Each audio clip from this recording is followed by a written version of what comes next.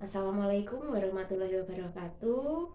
Saya Deski Diana, pengajar kelas 1 SDN Tegal Gede 3, rekan dari Budiah Widya Jayanti, pengajar kelas 5 SDN Tegal Gede 3. Setelah saya mengikuti diseminasi dari Budiah tadi tentang pemahaman dan penyebaran budaya positif, saya memperoleh banyak pelajaran dan diseminasi tadi memberikan inspirasi kepada para rekan ya, para guru khususnya bagi saya untuk melakukan perubahan dalam arti melaksanakan atau mewujudkan atau benar melaksanakan budaya positif. Nah, di sini budaya berarti kita sudah harus terbiasa melakukan perihal-perihal positif yang bisa dicontoh, dibuat teladan, dibuat panutan oleh siswa-siswa kita di sekolah maupun di kelas.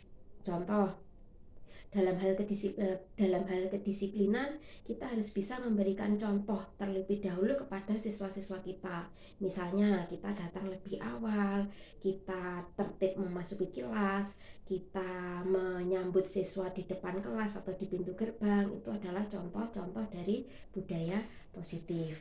Nah, selain itu dari diseminasi tadi saya memperoleh pelajaran bahwa kita sebagai guru, bagaimana kita menghadapi permasalahan yang dialami oleh murid. Apakah kita sebagai guru itu sebagai teman, sebagai pemberi hukuman, atau sebagai manajer. Jadi misalnya murid kita ada suatu masalah, bagaimana kita menyikapi, bahasa yang kita utarakan bagaimana, itu ternyata ada tipe-tipenya sendiri. Nah, sebagai guru yang paling baik adalah kita sebagai manajer, bukan sebagai pemberi hukuman atau bukan sebagai teman. Karena kalau misalnya kita bertindak sebagai teman, murid tidak akan menghargai kita. Kalau misalnya kita bertindak sebagai pemberi hukuman, murid akan ketakutan atau mungkin akan mengulangi perbuatan yang sama. Jadi alangkah baiknya kita bertindak sebagai manajer. Nah, itu yang harus banyak kita pelajari. Bagaimana bahasa kita bahasa kita bertanya kepada murid tersebut, sehingga murid tersebut tidak akan melakukan atau mengulangi kesalahan yang sama. Selain itu, yang saya peroleh dari diseminasi tadi, kebutuhan dasar seorang murid itu ada beberapa ya. Misalnya kalau murid itu melakukan suatu keonaran atau suatu kesalahan, atau mungkin di kelas kurang memperhatikan gurunya, dia mungkin jahil kepada temannya. Nah, itu kita harus mempelajari kebutuhan dasar apa yang tidak mereka peroleh ketika di rumah, sehingga dia melakukannya atau melampiaskannya di sekolah. Misalnya dia kurang perhatian di rumah, kurang perhatian dari orang tuanya di rumah, berarti dia akan mencari kebutuhan dasar tersebut ya, kebutuhan dasar tentang memperoleh kasih sayang kepada gurunya yang ada di sekolah. Nah, seperti itu.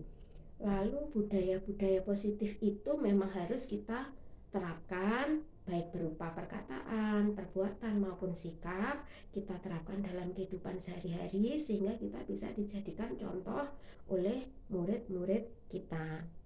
Nah, menurut saya itu umpan balik dari saya setelah mengikuti diseminasi dari Ibu Diah tadi. Banyak pengalaman atau banyak pelajaran yang bisa saya peroleh, banyak pelajaran juga yang bisa saya terapkan. Saya bisa memberi inspirasi bagi diri saya sendiri, bagaimana saya berubah. Misalnya kalau saya menghadapi murid di kelas seperti ini, oh berarti saya harus menggunakan bahasa yang seperti ini. Kalau murid saya misalnya membuat onar, suka pukul-pukul meja dan sebagainya, berarti saya harus mempelajari anak ini memerlukan apa atau kebutuhan dasar apa yang tidak diperoleh anak ini ketika di rumah. Nah, itu saya harus bisa mempelajari seperti itu, dan saya bisa belajar atau bertanya dari Ibu Dia. Nah, menurut saya seperti itu, dan kita harus bisa melakukan budaya-budaya positif itu. Karena pada prinsipnya kita bisa karena terbiasa. Nah, menurut saya seperti itu uraian dari saya. Jika ada kurangnya, saya mohon maaf. Wassalamualaikum warahmatullahi wabarakatuh.